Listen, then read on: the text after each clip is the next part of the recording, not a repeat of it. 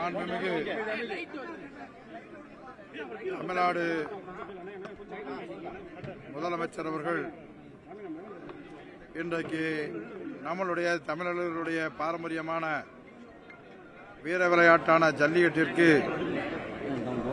உச்சநீதிமன்றத்தில் நிரந்தரமாக தமிழ்நாட்டிலே ஜல்லிக்கட்டு நடத்தலாம் என்ற மாண்புமிகு நீதியரசர்கள் தீர்ப்பு வழங்கிய அன்று நிரந்தரமாக அலங்காநல்லூர் அருகில தமிழர்களினுடைய பாரம்பரியமான வீர விளையாட்டான ஜல்லிக்கட்டிற்கு ஏறுதழுவுதல் என்ற அரங்கை அமைப்போம் என்று அறிவித்து 10 மாத காலத்திலே அந்த அரங்கை கட்டி முடிக்கப்பட்டு இன்றைக்கு மாண்புமிகு தமிழ்நாடு முதலமைச்சர் தளபதியார் அவர்கள் இந்த அரங்கை திறந்து வைத்து ஜல்லிக்கட்டையும் துவக்கி வைத்திருக்கிறார்கள். இந்த நிகழ்விலே அமைச்சர் பெருமக்கள், நாடாளுமன்ற சட்டமன்ற உறுப்பினர்கள், அதாவது காளை வளர்ப்போர், மாடுபிடி வீரர்கள், பொதுமக்கள், உள்ளாட்சி பிரதிநிதிகள், அதைப்போல பல்வேறு துறையினுடைய உயர் அதிகாரிகள் அனைவரும் கலந்து கொண்டார்கள். இந்த நிகழ்வை தொடர்ந்து ஏற்கனவே அலங்காநல்லூர் பாலமேடு அவனியாபுரத்தில் இந்த ஜல்லிக்கட்டை நடத்துவதற்கு எந்த அளவிற்கு சிறப்பாக எந்தவிதமான ஒரு இழப்புமின்றி இந்த ஜல்லிக்கட்டை நடத்துவதற்கு உறுதுணையாக இருந்த மாவட்ட ஆட்சித்தலைவர் அவர்கள், அவருக்கு நம்முடைய ஆட்சித்தலைவர் மரியாதை திருமதி சங்கீதா ஐஏஎஸ் அவர்களுக்கு துணையாக இருந்த பல்வேறு துறையினுடைய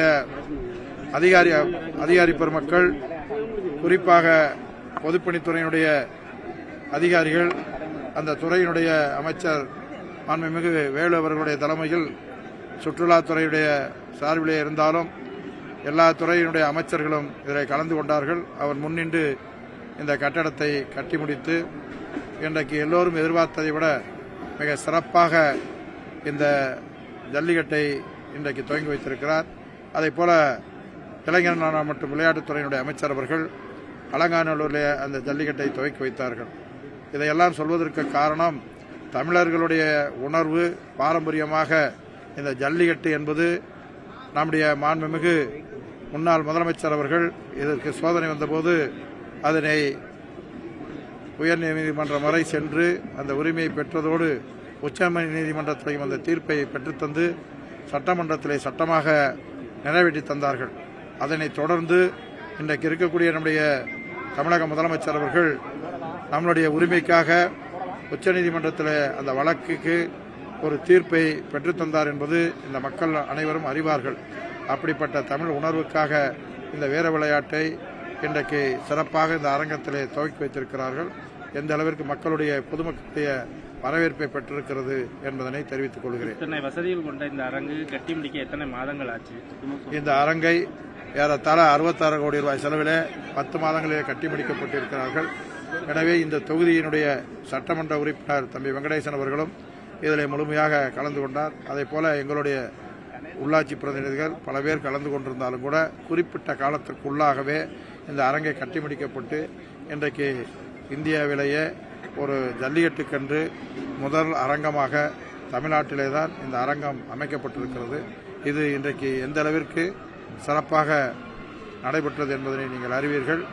எனவே இதை நியாயமாக, நேர்மையாக, எது ஒரு ஜல்லிக்கட்டாக இருந்தாலும், எந்த நிகழ்வாக இருந்தாலும் நாங்கள் நடத்தி முடித்திருக்கிறோம் என்பதனை இங்கே இருக்கக்கூடிய தொலைக்காட்சி நண்பர்கள், பத்திரிகை துணை நண்பர்கள் நேரடியாகவே பார்த்திருக்கிறீர்கள்.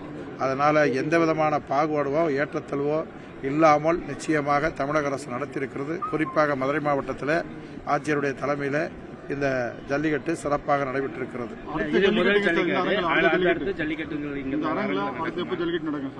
எல்லாம் உரிய அதிகாரிகளோட, அமைச்சர்களோட கலந்து ஆலோசித்து இந்த அரங்கில் விரைவில் ஜல்லிக்கட்டு தொடர்ந்து நடத்துவதற்கான ஏற்பாடுகளை நாங்கள் செய்வதற்கான வழிவகை செய்து கொண்டு இருக்கிறோம். இல்ல, ஜல்லிக்கட்டு மட்டும்தானா மற்ற போட்டிகளும் இங்க நடத்துறதுக்காக இதுக்கு வாய்ப்பு அதெல்லாம் அது துறையினுடைய அமைச்சரிடத்தில் கலந்து அவர்கள் என்ன முடிவெடுக்கிறார்களோ அதை நடைமுறைப்படுத்துவோம்.